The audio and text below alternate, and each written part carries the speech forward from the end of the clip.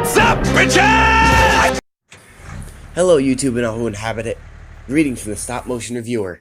Today we're going to be taking a look at the War for Cybertron Earthrise Leader Class Optimus Prime.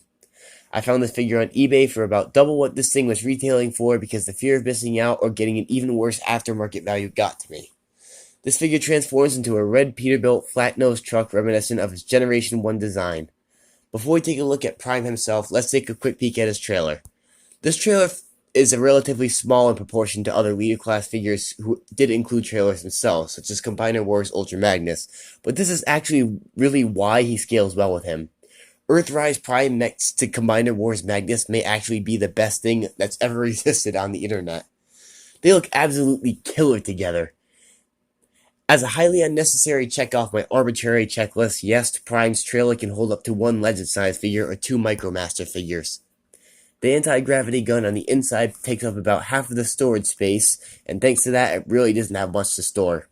Speak of the devil, as of any trailer with Generation 1 Prime, this trailer does split apart into its battle station mode. However, this part of the whole thing is very underwhelming and very underperforming. The anti-gravity gun has too few hinges, so it barely gets 3 inches off the ground. However, it can bestow the matrix of leadership that comes with this figure, perfect for all your stop-motion matrix death-blushing demands.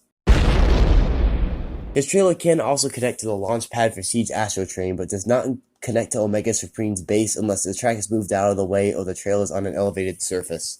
The ramp on the trailer is too short and they aren't able to reach. However, this trailer is just the cherry on top of the absolute engineering genius that is Earthrise Optimus Prime, so let's get into transformation. This transformation starts out in a way that's very heavily reminiscent of the Siege Optimus Prime, with a very panelly and flat transformation, but make no mistake, all of these panels don't make a backpack that stores away. They fill in the chest cavity.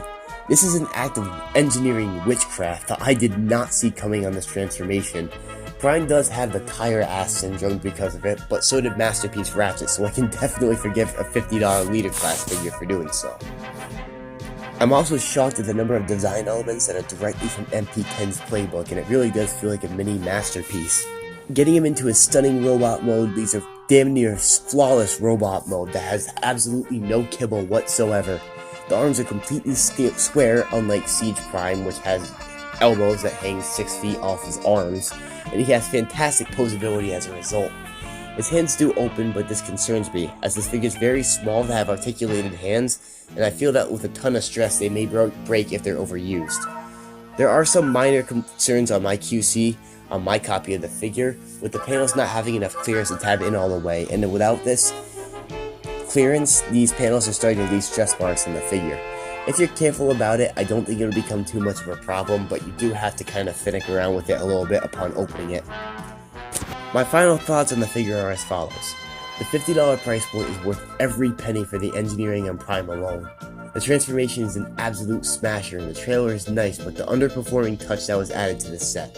The posability and articulation are fantastic as usual, and I get this figure a very solid 10 out of 10. The few nitpicks I have with it aren't bad enough to the point where I have anything to complain about, and the figure shares multiple design elements with MP10, which is engineering I'm glad to see reaching the increasingly questionably affordable Generations line. This has been the Stop Motion Reviewer, and I'll see you in my next review, whatever that happens to be.